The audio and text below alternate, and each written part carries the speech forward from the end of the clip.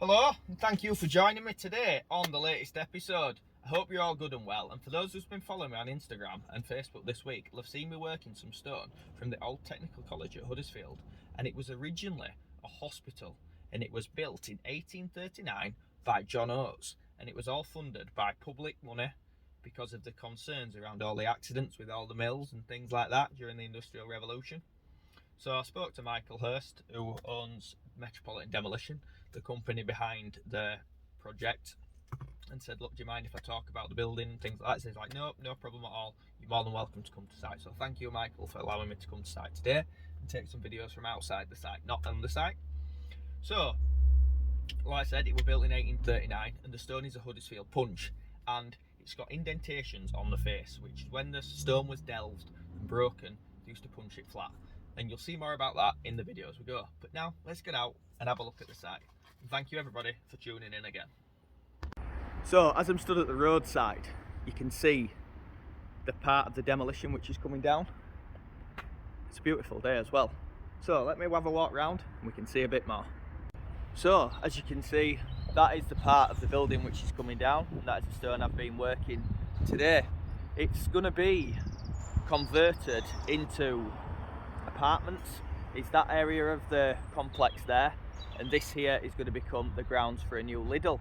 As you can see in a skip over there, there is part of the cutting up, which we call, which is all the window arches and things like that, which will be then sold on to reclamation companies, and the walling stone I think is in a skip over there.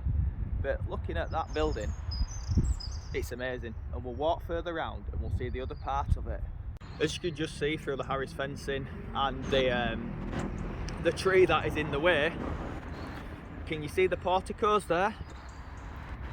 There's the porticos, them columns which run up and down there.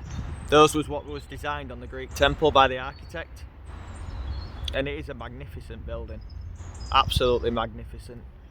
Obviously this was built in 1839.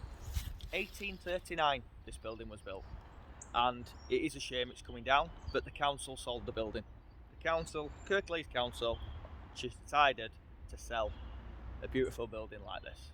And yes, it keeps me in work, but it is very, very sad that councils have come to this stage where historic buildings like this are being knocked down and demolished.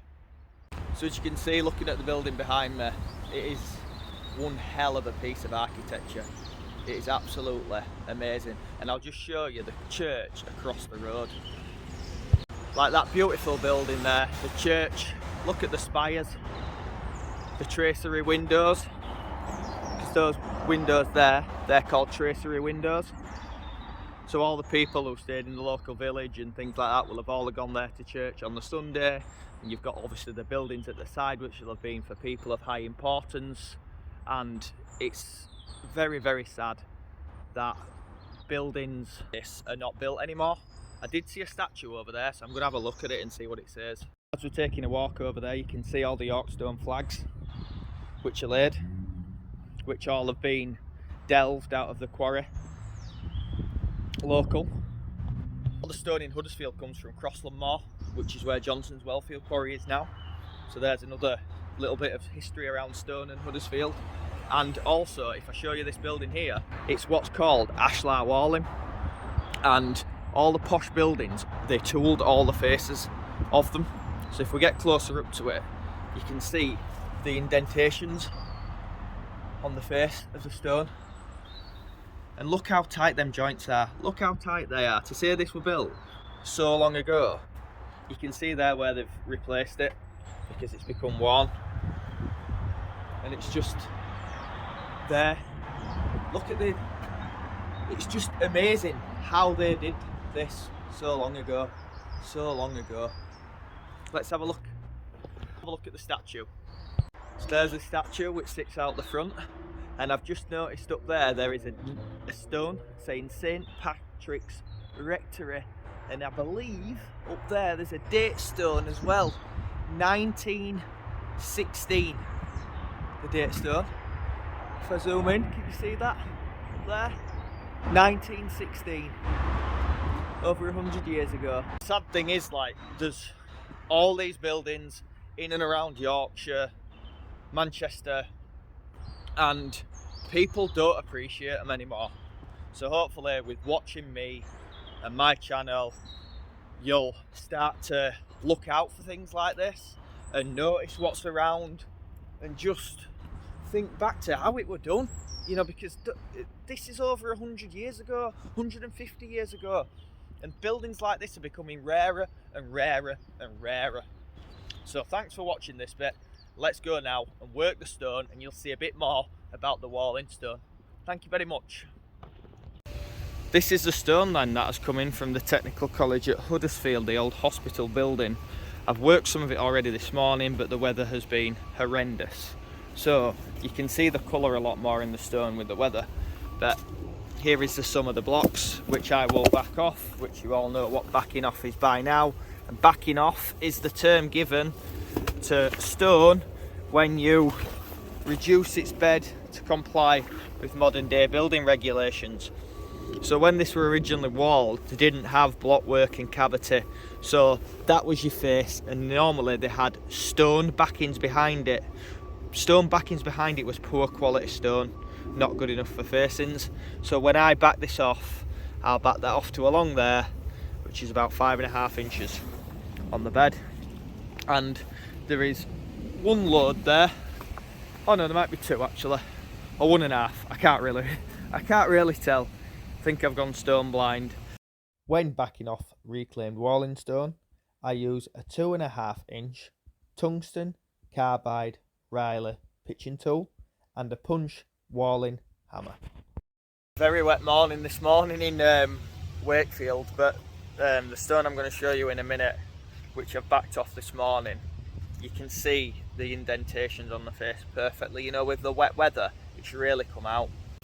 You see the beautiful detail on the face, and the reason why it's weathered like that is because when it was the Industrial Revolution and they had all the chimneys and the soot, it obviously stuck to the stone, and that's what's changed the colour.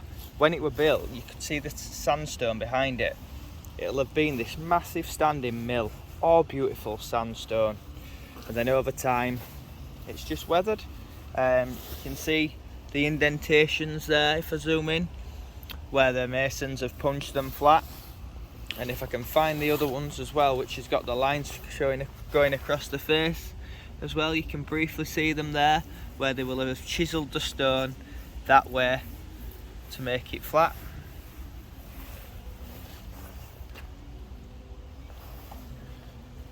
You can briefly see it in there, you've got the bit of the punch there, but if I show you the bed, I don't know if there's any on that one, you can see the punch marks as well on the bed, where they've punched the block flat to get the course height of the building.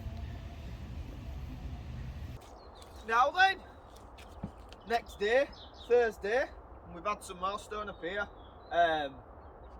But what I love about sunny mornings is the birds just tweeting away. You know, like, there's only me here, it's 7 o'clock, it's just so peaceful. That is until I start obviously bashing away with my hammer and chisel and radio on.